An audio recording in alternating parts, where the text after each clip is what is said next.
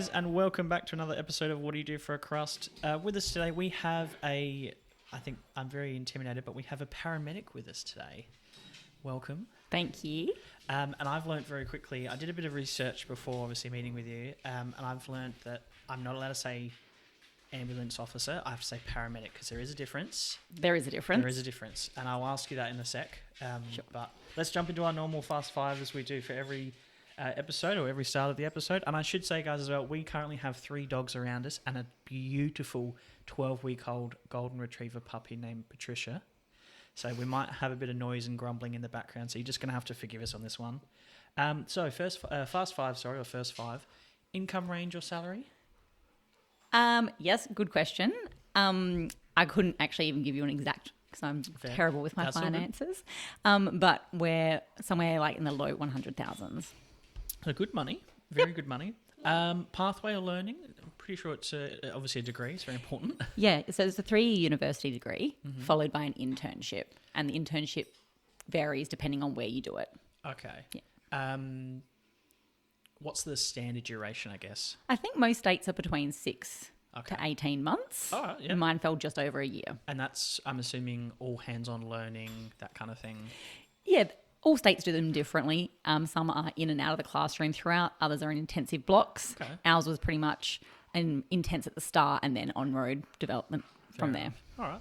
And are you then classified as a paramedic after that that internship? You are, yes. Okay, all right. Pros and cons? Pros and cons. Let's do the cons first. Sure. Yeah. And I know it's a bit of an open-ended question because everyone's different and it depends obviously in what state and all that kind of stuff, but just from your perspective. Yeah, and my perspectives change daily.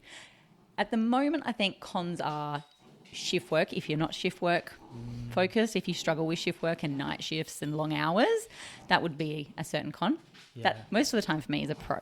Fair. So I quite You like the that shift nature work. of work. Yeah, I love it. Okay. Yeah. Not a Monday to Friday gal. Fair enough. But yeah, shift work, I think other nuances of the job is, preparing for work. You really don't know what you're doing and when you're doing it and what the intensity level is going to be each day, which again can be a great thing. But adapting can be challenging. Yeah. Yeah. But most of all, I don't really have many cons about my work. I really like it. I mean, that's obviously really good to hear. I should say as well, I know I'm going to interrupt myself with the Fast Five, but I feel like I should thank you on behalf of all society, given the job that you do every day. I mean, I sit in an office all day, and even when I was a plumber, I still was not doing, I'd unblock a toilet or whatnot, but you're physically saving people. I feel like unblocking a toilet is underappreciated, Ed. That's very kind of you, but still, I don't know. Attributes and traits. What kind of attributes and traits does someone need to have or should have or even suggested to be a paramedic? I think empathy is probably the biggest one that comes up quite a lot. Like not necessarily being able to relate to people, but kind of appreciate what they think or what society thinks is happening at the time. Yeah. So whether or not you agree or not, just kind of seeing it from another person's perspective is a really important trait. You've got to be a bit of a team player, but also be able to work pretty independently when required. What else do you need to be a good paramedic? I think continual learning and development is really important. Not falling behind when it comes to clinical advances and best standards of care and all those things. But I think attitude, just having a good attitude, happy to do more, be more. Sorry, that's my puppy. I'm so sorry. No, please don't be sorry. I mean, she is so cute. She could get away with murder. Yeah. Yep. That's the problem, I think. She knows it too. We'll see how we go. I mean, guys, if the background noise gets to you, don't listen to the episode. That's fine. But I'm not kicking her out. She is gorgeous, so she can make all the noise she wants. Okay, fair enough. If we kicked her out, she'd make more noise from outside. Exactly So right, yeah, very fair. Growth opportunities. Yeah, that's something that is quite limited in this role. Once you become a paramedic, you are a paramedic. There's not a lot of sideways movement as comparative to other professions and health professions specifically. You can go back to uni and do additional training and then work as an intensive care paramedic, which is basically just more clinical skills, ability to treat in more ways. And then really the only other option is management. Okay. I can imagine, and we're done with our fast five, so now it's just me just talking quick. off the cuff. I can imagine, given that you guys work in crews or pairs, most likely, and again, please correct me if I'm saying anything that is absolutely wrong. Yeah. I can imagine you have to rely on your colleagues a lot more than, I ask a colleague, do they have a spare pen? I'm assuming the stakes are a little higher as a paramedic. That is probably the most common request from your fellow colleague. Do they have a pen? I've lost my pen. Can I use yours? It's stuck in a patient. It's somewhere. Who knows? In the abyss of the ambulance. So, in all seriousness, I can imagine you have to build quick rapport. You have to be, work in a team. You have to rely on them, and they have to rely on you. Yep. Do you get to share the burden? Yeah, I think so. Trish. You do, and I think that is what, like, most paramedics will work as a team, and that's the kind of unwritten law. Like, we're a team, we're here to do this together, which is wonderful, because when that happens, it's easier for you, it's easier for them, and it's better for our patients, which is the priority. So, yeah, you do have to rely on your partners a lot. I guess you rely, like, every job's similar, isn't it? I mean, to a certain point, but there are some individuals that like to work alone, and that's absolutely fine. Yeah, I that's can true. imagine, It's definitely not an independent role. Yeah, very fair. Not to get obviously too heavy right into it. We're 6 minutes in. I can imagine you've seen some shit. Yeah. I don't want to go into detail, and I don't want to rehash that trauma and whatnot, but how do you deal with that? And for reference, guys, we are having a few beers while recording this, as we do in good fashion on this podcast. Which we do anyway. And there's nothing wrong with that. But how do you, I can imagine your spare time, and this is why I'm so grateful to have you on the pod. Your spare time is obviously incredibly valuable. How do you wind down? How do you, take what you saw on road and not take it home? Yeah. I think your teammates are really important in that. Your colleagues and having good team debriefs, job debriefs, the safety of the ambulance for unfiltered conversation is really important. We're pretty lucky. We've got really good support around us in terms of employee assistance if we choose or do not choose to enlist that. So as an organisation, I think we get looked after as well as any other organisation. And I think everyone appreciates the importance of mental health as well. Yeah. I mean, we see a lot of it as well. Exactly, So, no one's going to escape it as such in a way.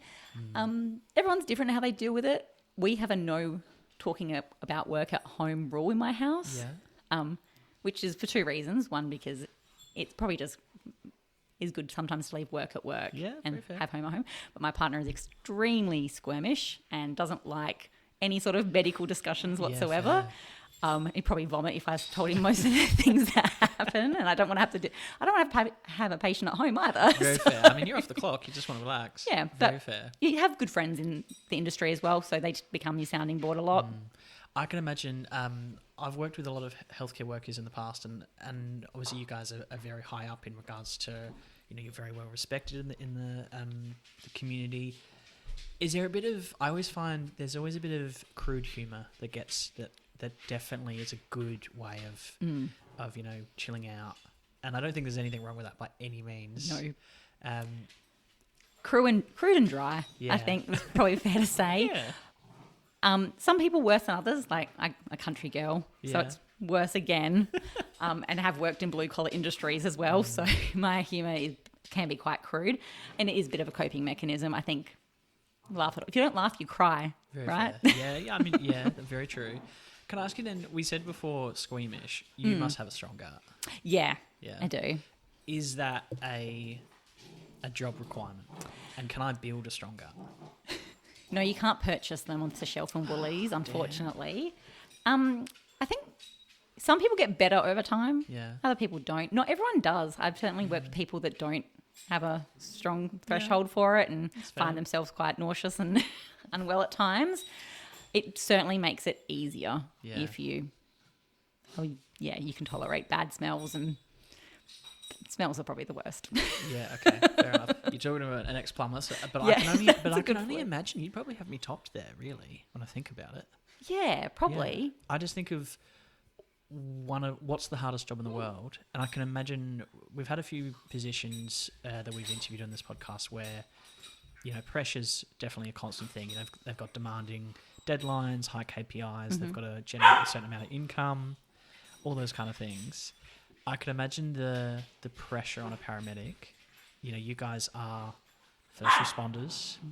See, Patricia gets it. Yeah, she agrees. She agrees. That's why I wanted to thank you on behalf of society, first of all. But I mean, I don't know how that can be mitigated to a certain point. You know, there's some things that you're not going to be able to predict.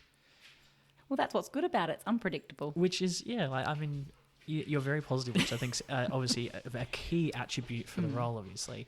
You do hear a lot of burnout, and you do hear that a lot of people aren't in this industry for a particularly long time. And you can understand why. Absolutely. You absolutely understand why. Yep. What's it like driving with sirens? Really silly question, but like surely it's fun. Is it still fun after how many years? Yeah, it's still fun.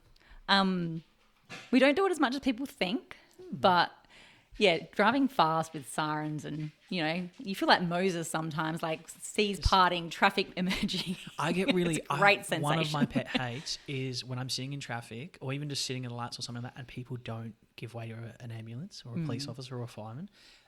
That drives me nuts because I sit there and go, they're physically going to save a life or to, you know, stop someone from being in severe pain or whatever it might be. Yeah. And someone's sitting there singing along to the bloody radio. It drives me nuts. I can only imagine from your perspective. Yeah. Are you guys allowed to ram people? We're not allowed to ram people. Okay. Well, I don't think there's a strict rule on ramming, to be quite honest. Fair enough. I guess you have to look at it like you're in the eyes of the public. Behave appropriately. Very fair. I mean, you're very professional, so I can appreciate that.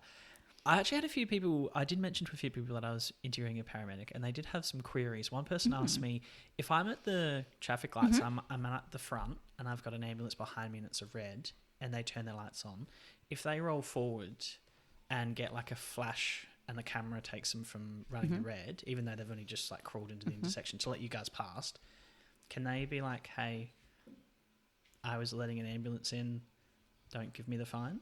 Or are they rolling the dice?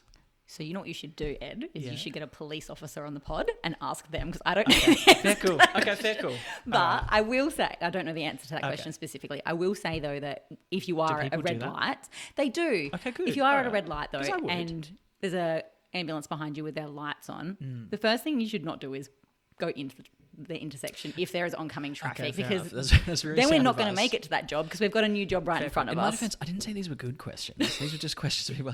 Another question that someone asked was, is it true that when you do CPR you break a rib or you crack ribs or something like that? Is that true? Yes, that can be true. Okay. What's that like? Because is there a noise? Do you feel a crack? Yes, you do. You feel it, and you often hear it as well. Oh, okay. I'm borderline speechless. That sounds really... Are you sitting there like, oh, there goes another one? You certainly have put it in a way that makes it sound quite confronting. Yeah. I guess it's just part of the job. A cracked rib is a cracked rib. A heart not beating is far more important. Okay, fair. So, right.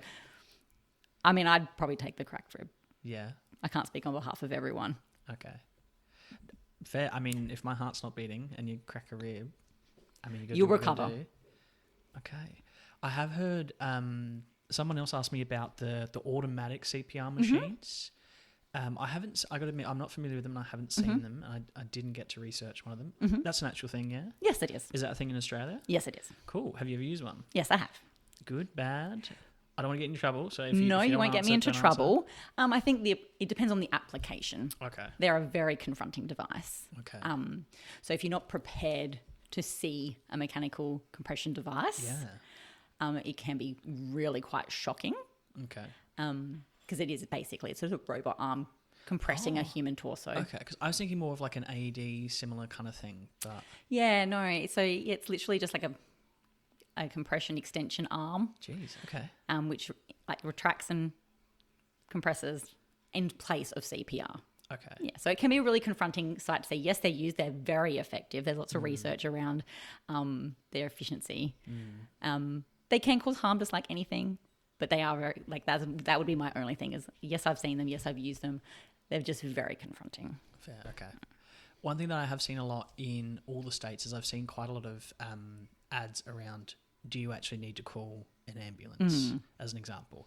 And being an ex-tradie, I have seen like a few nails through a finger and stuff like that. And I've seen some of the older boys that just put a bit of super glue, a bit of duct tape or electrical tape and, you know, hard as nails kind of thing. And then I have seen some that have, I did it when I was younger actually. I cut a bit of my finger off with a grinder. Ouch. And the bloke that was with me, he was like, wrap it up and we'll just go to ED. Yeah. But I am under the impression that there are some individuals that maybe have a cold or something like that and would call for an ambulance. Surely it's hard to remain professional, and I'm not questioning your professional integrity by any means, but surely you'd sit and you go, is this worth my time? I could be saving a bus full of kids, or, you know, and I'm stereotyping obviously, but, you know, car crash, something really important. Yeah. How do you remain professional in that perspective? Because that would be tough. Yeah, it is. It can be. Yeah. Yeah. I think mentality is really important. You've got to remind yourself that this person has called, and at that time you're there. You're there anyway. So you're going to have to mitigate that conversation and situation regardless. It is a shocking amount of people that call ambulances for non-ambulance required jobs, but that's education. Yeah. It's respective on the person too. What my threshold for an emergency, I would have to say, is far higher than the average person. So everyone is different, and being respectful of what people's thresholds is very important. I have called 000 quite a few times, particularly when I was in the mental health sector, and I know that when I called, I was an absolute nervous wreck. And I remember the person on the phone was very, very supportive, very calm, and I can already tell you'd be a phenomenal paramedic because you're very calm in nature, even when talking about someone that's maybe not needing, and it's not an emergency situation. But I remember when paramedics arrived, it felt like I won the lottery because I was terrified, and there was blood, and I'm not going to go into too much detail, but I just remember being terrified. And it was, it was like 3 a.m, and I just didn't know what to do, and I did my very best, and it was, that's all you can do. But probably clinically it was ridiculous. But I just remember seeing that flashing lights, and I felt like I literally had won the lottery, or I felt weightless. It's like that show, Thank God You're Here, right? Someone just walked through that door. It was fantastic, and I'm just like, yes. And I remember, there was a big gate where I was, and I opened the gate because it was locked, and I was like, and this, and this, and this, and this. And I was clearly, adrenaline was pumping, all that kind of stuff. And I just remember the paramedic was like, "Yeah, bud, we got it. We'll be right. Yep, they're okay." Just took it in their stride. Yeah. And for reference, this was someone that had a cracked skull. So I was blood, very deep blood, and I just shitting myself, literally shitting myself. And I've never seen such cool, calm collectiveness. I wish I could meet that paramedic again and see them in the street and be like, thank you so much. Because when you need them, my God, surely that gives you a really lovely, and I'm talking from your perspective, surely you sit and you go, you are generally benefiting society in a really, really positive and wonderful way. I mean, everyone says pick a career that's rewarding. Is there really a career that's more rewarding than this? I know I'm buttering you up a bit here. That's a good question. But, probably. But I'm not sure. Surely, even with the real, maybe the jobs that aren't worth your time, or it's something, not, that's maybe a bit silly for an ambulance to attend. But surely you've gone, I've done some good stuff over the years. Absolutely. There has certainly been lives changed and saved, for sure. Can I ask you then, you mentioned before that you were a blue-collar worker before. What was the appeal for paramedics? Because if you're a blue-collar worker, I'm assuming then we know you had to go back and study, so you had to, career changes are a big step. What was the driving force? Yeah, this probably isn't a standard answer, but I never really wanted to do anything else. I always wanted to do paramedics. Okay. I always wanted to be a paramedic from leaving school. It just wasn't a straightforward path for me. I just didn't get into the degree. I didn't get the grades. I wasn't an actual academic. So I basically just applied multiple times and took different avenues, and eventually, embarrassingly so, 10 years later, made it there. You're there. That's what matters. That's the whole point of this podcast, realistically. Every guest I've had has changed careers or never knew what they wanted to do, or, didn't have the steps available to get what they wanted. You're here now. That's what matters. Oh, it's hindsight too, isn't it? I'm glad I did it later. More experience. I started around the age of 30. So I'm glad I did it at that age rather than when I was 18, 19, 20. I think my previous experiences have helped and made me a better paramedic as a result. Very fair. So yeah, hindsight. Everyone loves a bit of hindsight. They do. They absolutely do. I can wholeheartedly agree with that. I think, when you're 18, 20, even 18 to 25, I think you're still a baby, and there's just so much that life has to give you, or that the world has to give you, and career-wise. You said before you like shift work. Yeah. And you like most people avoid it like the plague. Yeah, they working do. during nights. It's hard work. It really is. Everyone else is asleep. You miss out on social functions. Everyone's in a bad mood, at night in general, particularly if it's early morning, I should say.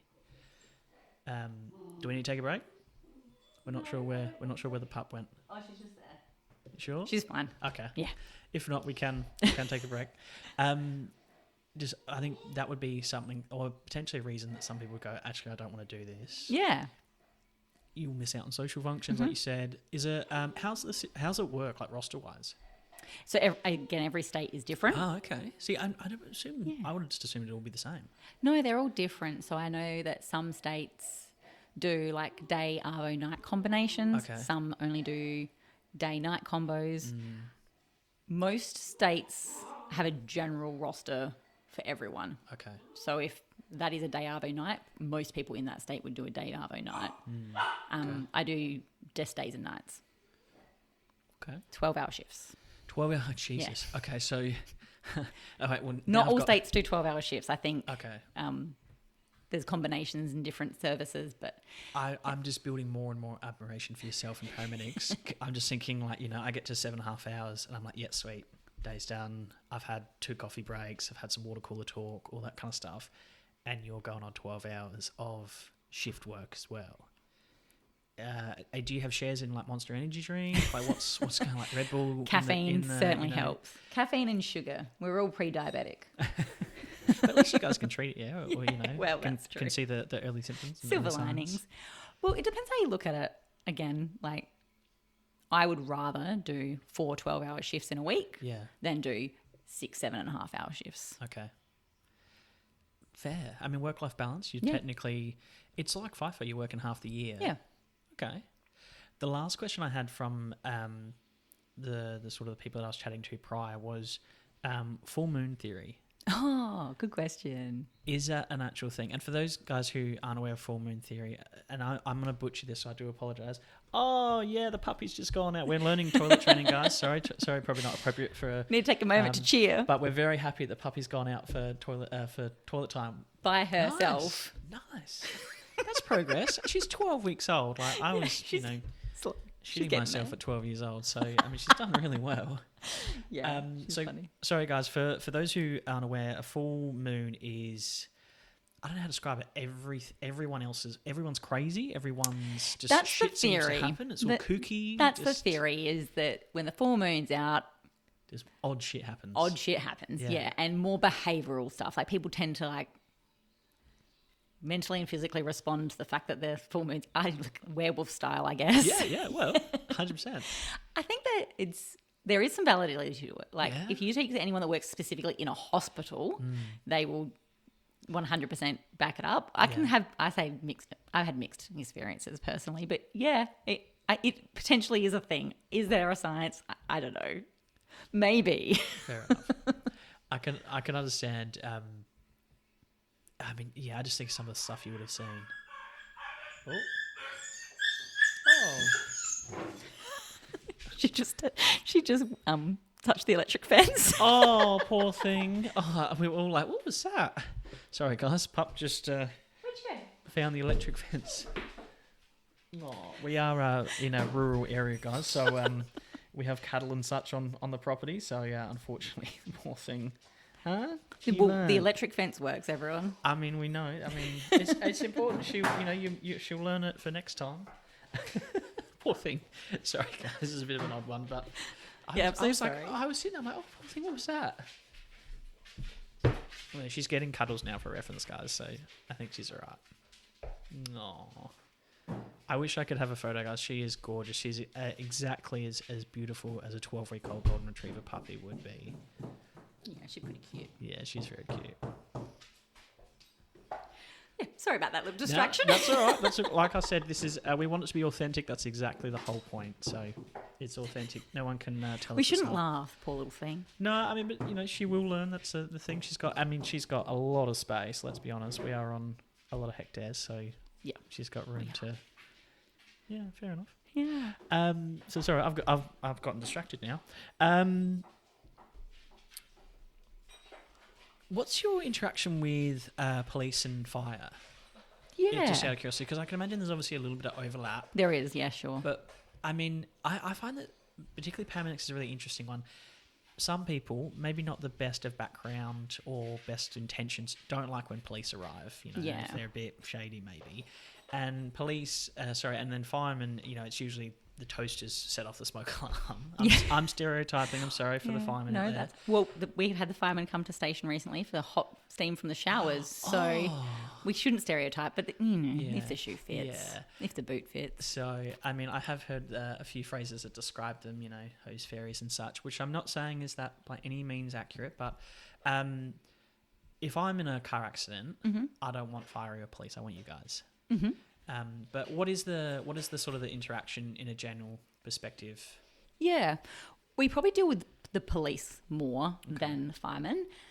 Well, now that COVID's over anyway. Police, from a work context within my role, are wonderful. I couldn't fault them. If you need them, they are there really quickly. Nice. I've unfortunately been in multiple situations where I've needed the police mid-job really quickly, and they've always been there very quickly. They're always very respectful.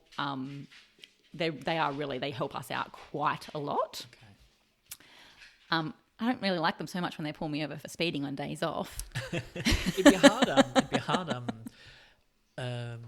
thing not to get out of, but you're used to just driving, going fast. going fast. So it's basically not my fault. Yeah, I mean it's like muscle memory. Very fair. They disagree, but yeah. I mean, you should get some. It's a very important job. I feel like you should get some kind of slides. But anyway, okay. The fireys not so much. We during COVID we dealt with the fireys a lot to help workload. Okay. But, yeah, other than road crashes.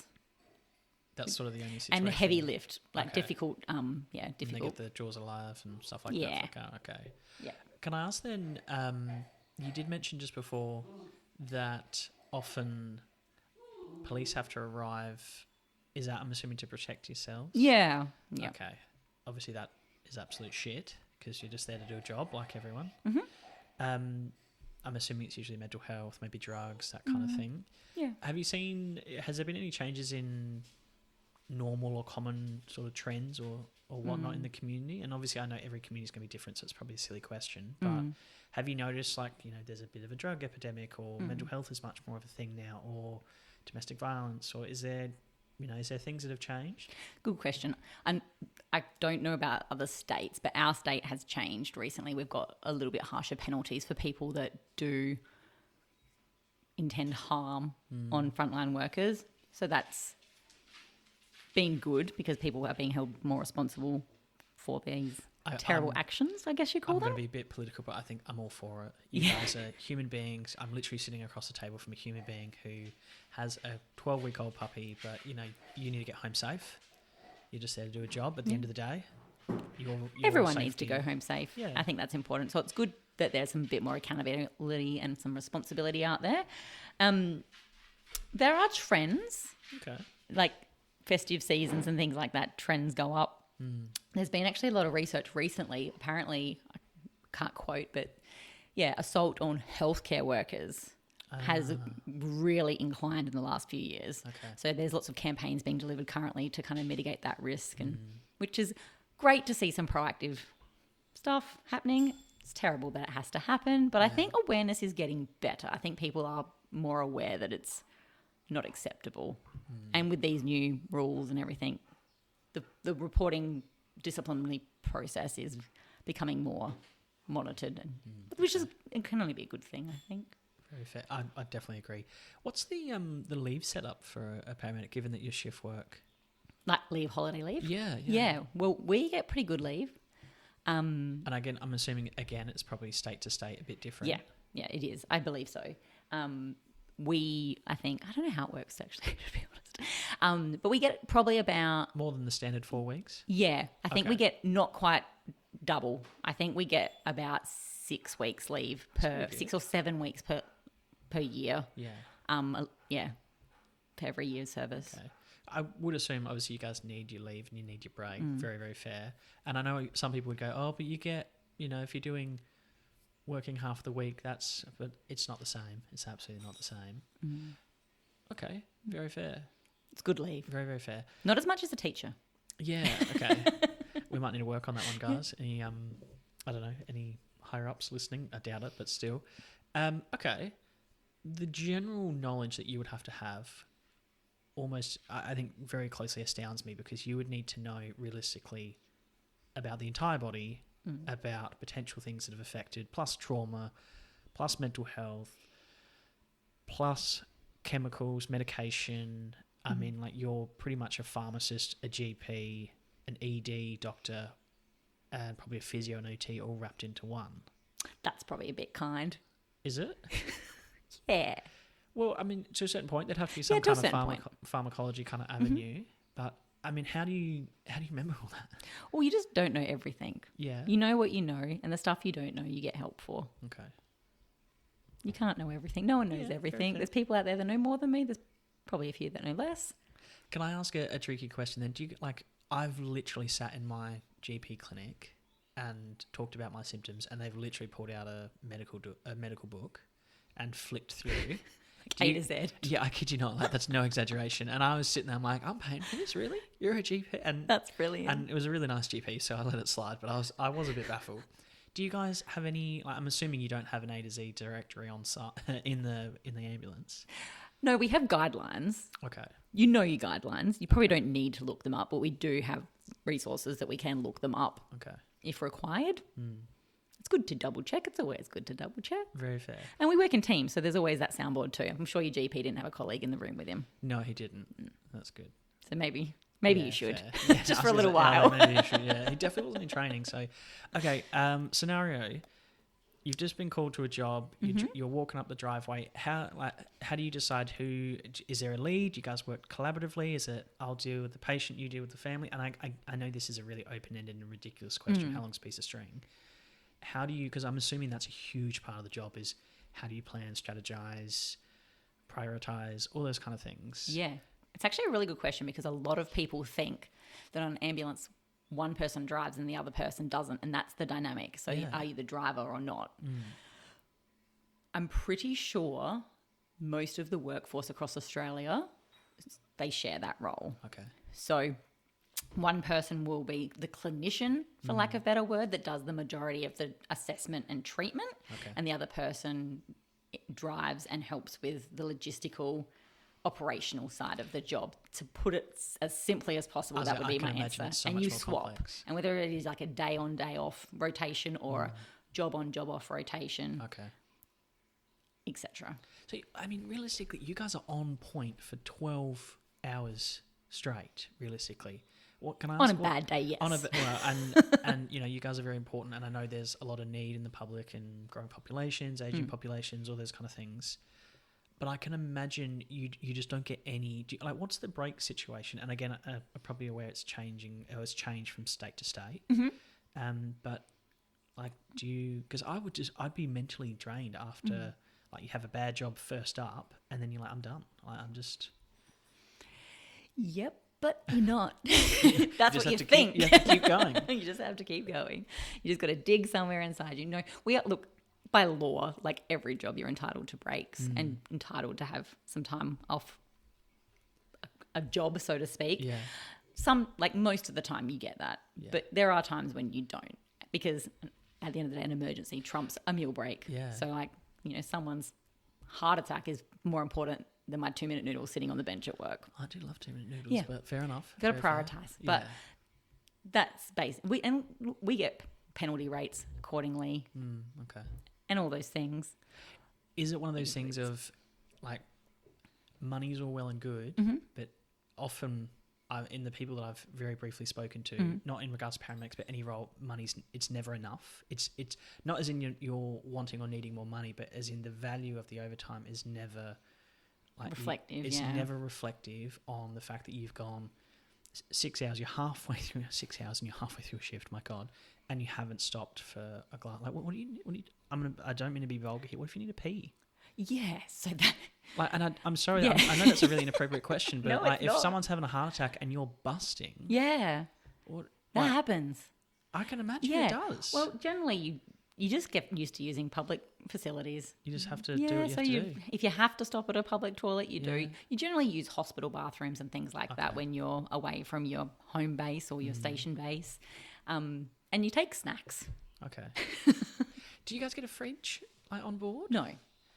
I'm assuming there's probably like some clinical cleanliness concerns and stuff. Yeah. I guess so. I think it's more of a capacity thing. Like, how do you justify having a fridge there for cold beverages for the crew, or do you put the mechanical CPR device there? Oh, okay, fair. I mean, obviously, I would for assume the that would be the better- reason. for the greater good. But just a cool beverage at the end. Yeah, cool in between. beverage on a hot day. Yeah. You wait till you get home and you have a shower beer. Yeah, very fair. Very, very fair. Okay. I can imagine you've just done a 12-hour shift. Mm-hmm. What happens if you're half an hour into a shift and you've got bodily fluids on you? Mm-hmm. Do you get to, because I know like we're not always aprons and that kind of stuff, and Mm-hmm. it's not active COVID and all those kind of things. Do you have spare uniforms on board? What happens there? Do you end up pinching some scrubs from the hospital? That could be fun. Yeah.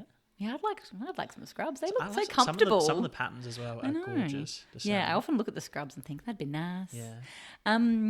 No, I think you would get stood down for a uniform change. Okay, We fair. have spare uniforms usually on station or in our cars, so we can do that. It doesn't happen as often as you'd think, but you can get stood down from operational duties to change your uniform if you are contaminated, Okay, very fair. for lack 'Cause of a better word. well, I can just imagine, it's you're having the shift from hell. You're half an hour into 12 hours. I'm going to keep saying 12 hours with emphasis because that is a shitty long time. But It could be worse. It could be that's half a 16. day. I know, but that's bloody half a day. And you're half an hour in, and you've got, I'm assuming, wee, poo, blood, vomit, snot. All of the above. all You of never the know. above. It's a cocktail. Yeah, It's a bit of fun. changing You've environment. got such a positive outlook on it. I just, I've seen grown-ass men faint at the sight of a needle or a bit of blood, or Yeah. someone vomit by seeing someone else vomit, or Yeah, hopefully they're not paramedics. yeah. Well, but I would argue they can't be. Like that's a Yeah, if like, you're you fainting, guys- that's a bit. yeah, That's drastic. fair. Yeah, jeez. Okay. Are you guys looked after on station? Like, do you get snacks? Do you get coffee? Do you get because you always hear that fireys get to work out and police get nice coffee machines and all that kind of stuff. Do you guys get something similar? You get looked after? I think it depends. Yeah. Okay. Yeah, it depends. I don't want to sound negative, but no, Okay. like that would be arranged by the crew themselves. It's not certainly. Yeah, That's a shame. I There's mean, I would argue yeah, you guys water tap. are. Yeah. I'm being okay. dramatic. No, fair. But I can, which sounds bizarre to me. I would, for an emergency service, frontline workers, first responders, like, give them what they want. Yeah. Look, there You are know what I coffee mean? machines. We were like acquire them. Okay. Yeah. But you have to buy them yourself. I think so. They either come like from a like a donation or a that's social nice. club or Okay. All right. something like that. It's been there forever. We just keep it working as long as possible situation. Very fair. Yeah. Okay. I do know that paramedics have one of the largest dropout rates of people in a career who then move on to another. Do And they? I think it was that, and then the other one was, those people that service like the massive electrical towers. That's the highest because apparently it's like That would be terrifying. Yeah, and apparently like if it's a gust of wind, or they That need is to fall, fair. That is scary. because there's still something something has to be with active electricity. I don't know, but paramedics, it's like top 3 in the You're world, right. not just in Australia or in any state or anything like that. It's top 3 in the world. Like bull riders stay longer in their profession than paramedics do. That's fascinating. Shark hunters, like there's people in the world who hunt, I wouldn't do hunt any of those sharks. things. They all sound terrifying. Like all those kind of things, like people that like cave dive or like tool dive, and it's like 30 meters into the ocean. Like they do that for decades. Yeah. And I think the average at the moment, from what I researched, it was a bit outdated, but it was sort of 7 to 8 years, which, you know, is not a long time in the scheme of things. And you can see why. Like, you guys go through so much. It's nuts. Is there a way that we could keep our skilled paramedics? More money, better, you know, not 12-hour shifts? You know, like, do we need to give you guys limos? Like, how do we make this better so that you guys stay? Because I would argue... We need housekeepers and butlers. Housekeepers and butlers, done. Absolutely done. Dog walkers for the pup. Yep. No, look, I'm not sure. I actually didn't realise that it was that. I was aware that it was about a 7 to 8 year average. Yeah. The reason I'm not sure, I think burnout is a real thing, and it's only a job that's getting busier. Yeah. So it's certainly like we're getting more calls and the community need is higher and the community is getting bigger. So we're only getting busier. People that have been in the job for 20 years, they will be like probably be more knowledgeable than me that the job has changed a lot. Okay. And it is hard as you get older. As you know, your back goes, but you don't sleep as good. So fatigue's a real thing. I think, fatigue management, support around that's probably a big contributing factor. Okay. I've never understood it. You could, like, we can live with bumpy roads. We can live with maybe a bad teacher for a year and all those kind of things. You know, you can get away with a lot of other professions, but particularly first responders. Like, there's just, like, you know what I mean? Like, you want... it leaves me speechless, to be honest, but anyway. We're just people. Yeah, exactly, which is, you know. Are the uniforms comfy? I know that the uniform's obviously different from state to state, but for the state that you're in, are they comfy? I think relatively so. Yeah. As far as, you know, pants and boots go. I do know that people are a sucker for the uniform. Yeah. Not just in our state, but in general. Like, people do love a uniform. They do. Do you get hit on? No, never. Okay. I don't know if that's a reflection on me. No, I'm just curious. And I promise you it's not because you're a woman. I would ask anyone this because I do constantly hear people love a uniform and it's not always a fiery. Like, That's true. It is a uniform. I can't. Maybe I'm oblivious to it. You haven't had a I don't drunken know. person be like, hey. I don't think so.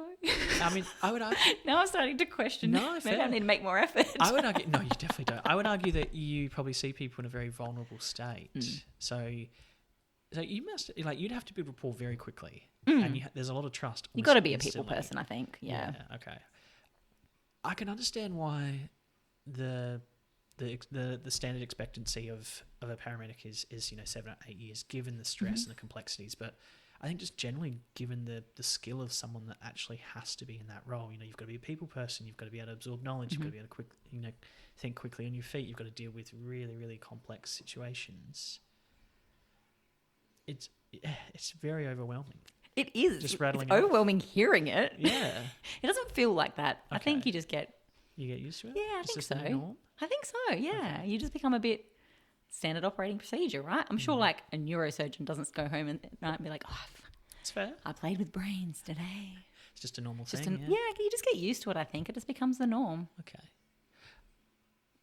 Bit of a vulgar question. What's the what's the most unique body part you've touched? I'm assuming like we're talking like an organ. Yeah, okay. I don't know. That's a great question. I have carted organs around in the ambulance for recipients one night. Cool. Okay. Yeah, that was interesting. Like just dropping off like a liver at this hospital for someone and a kidney at another hospital for someone. That wasn't interesting. That was a weird shift. Yeah. I felt literally like someone's life was in my hands. Yeah, fair. Well, I mean, you'd feel that every day though, yeah? It was different. Yeah. Because there was someone open on a table waiting. Oh. Like had to...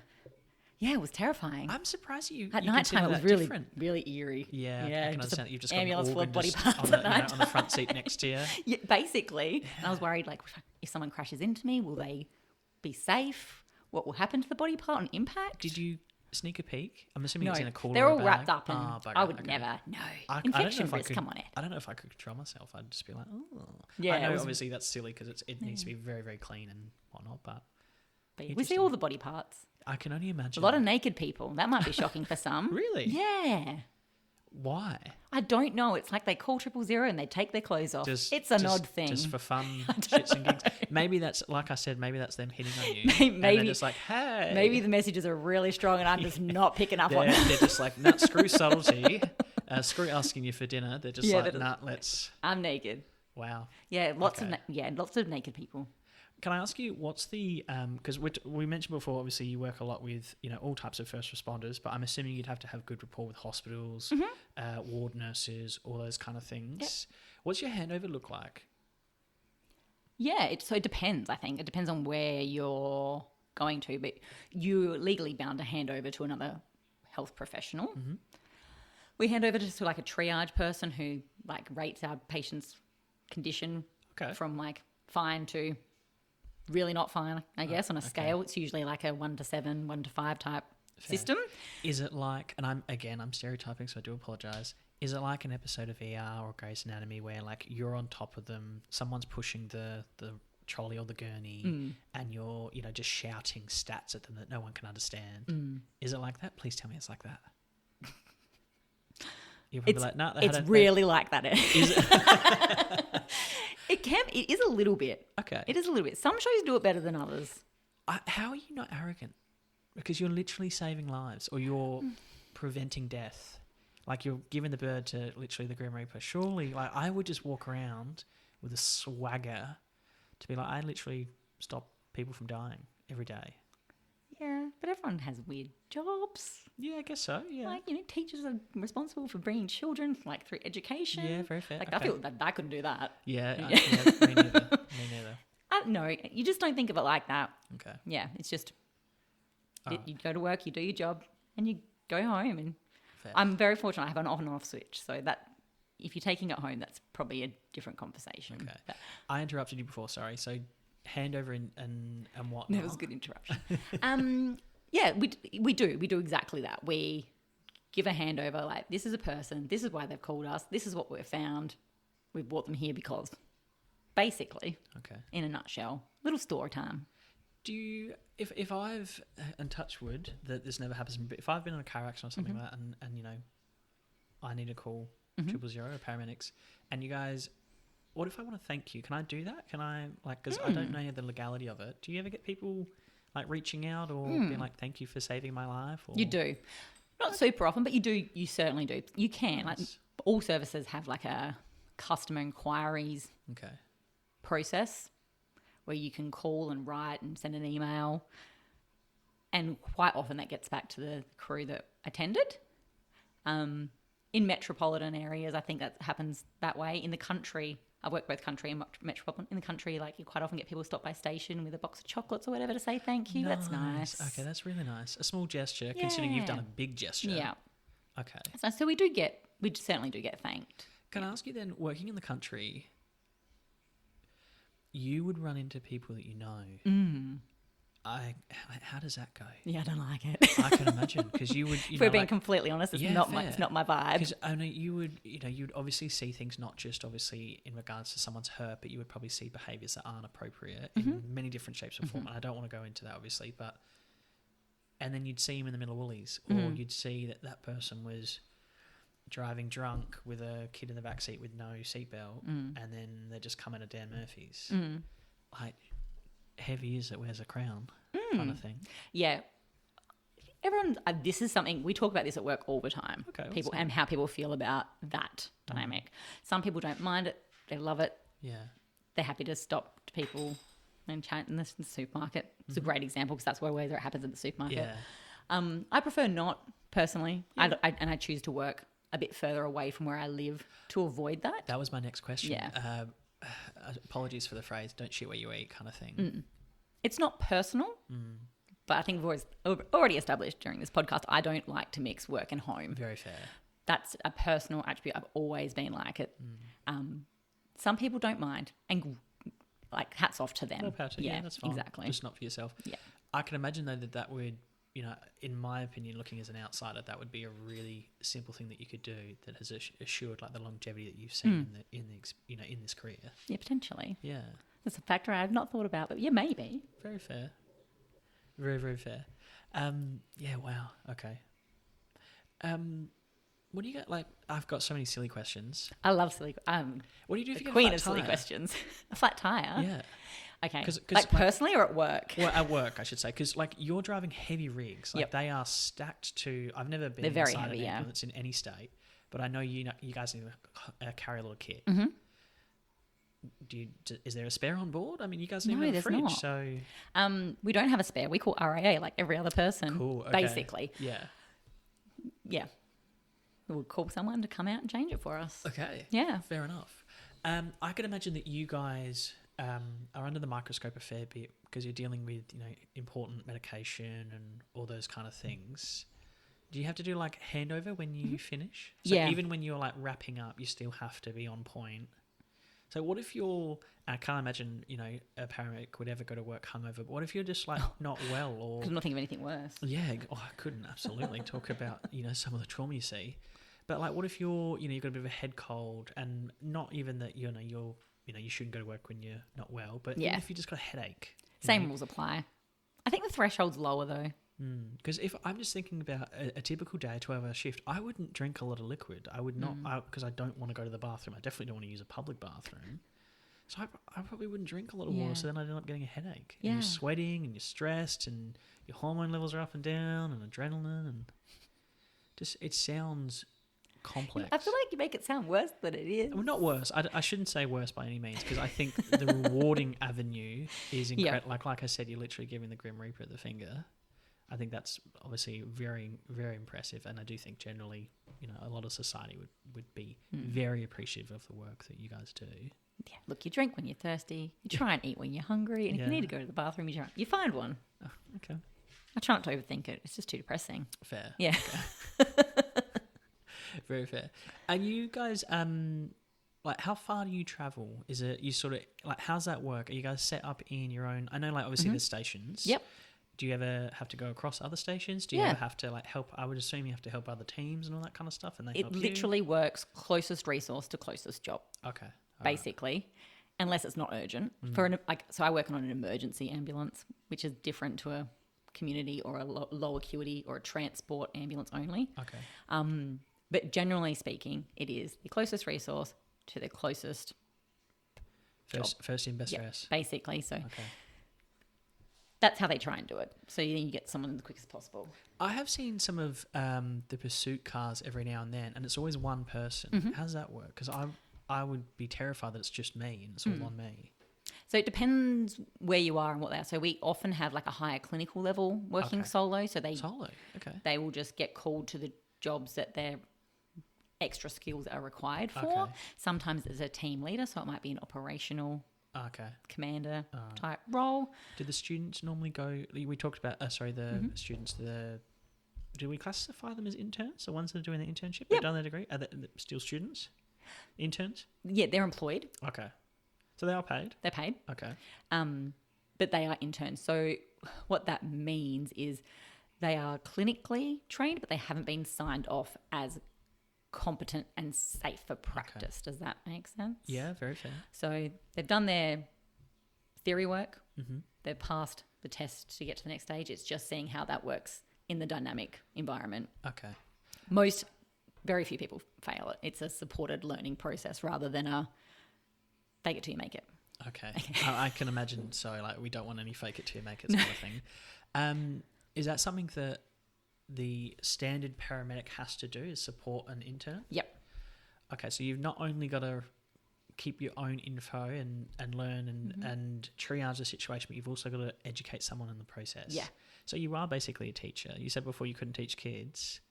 Well, they're grown-ups. I mean, they bring their own lunch. Sometimes they look Sometimes like their kids. mums pack them. Oh, that's cute. Yeah, it is cute. A bit jealous. I know, right? I miss the old PB&Js. So that's just a whole nother layer of complexity.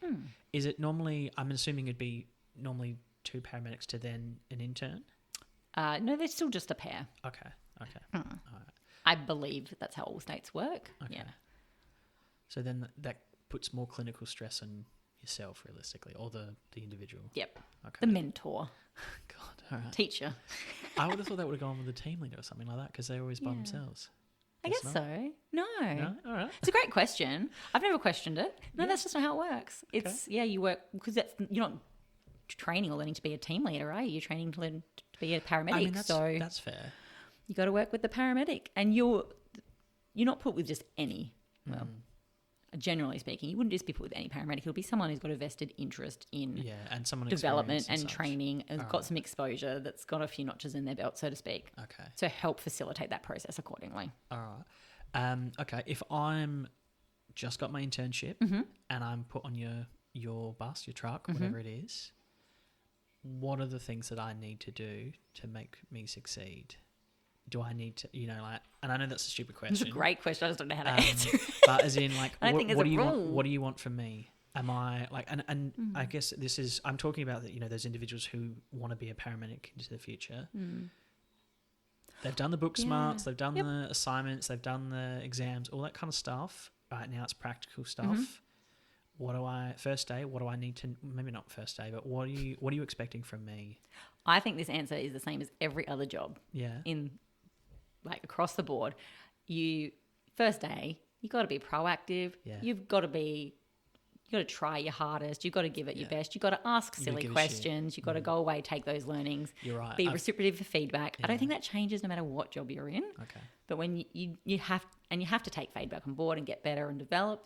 But I don't think that's any different to any other job, even a plumber. I would definitely agree. We had the same thing from our butcher and our electrician about giving a fuck. His attitude, yeah.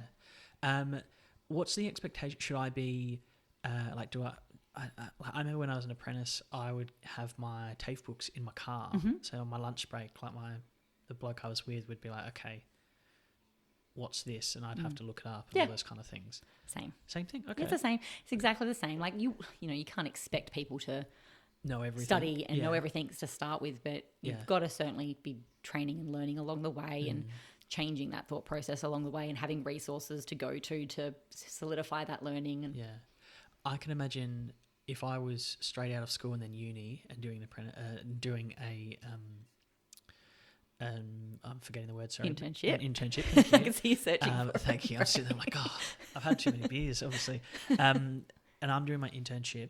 If I'd done that straight out of school and then university, I don't think I'd have the confidence to proactively, I'm thinking about dealing with a grieving partner or trying to calm the situation. I don't think I would have been mentally able to do that. I don't think I would have been, I don't think I wouldn't be able to do that. I don't think I'd have the skill, the confidence, all that kind of thing.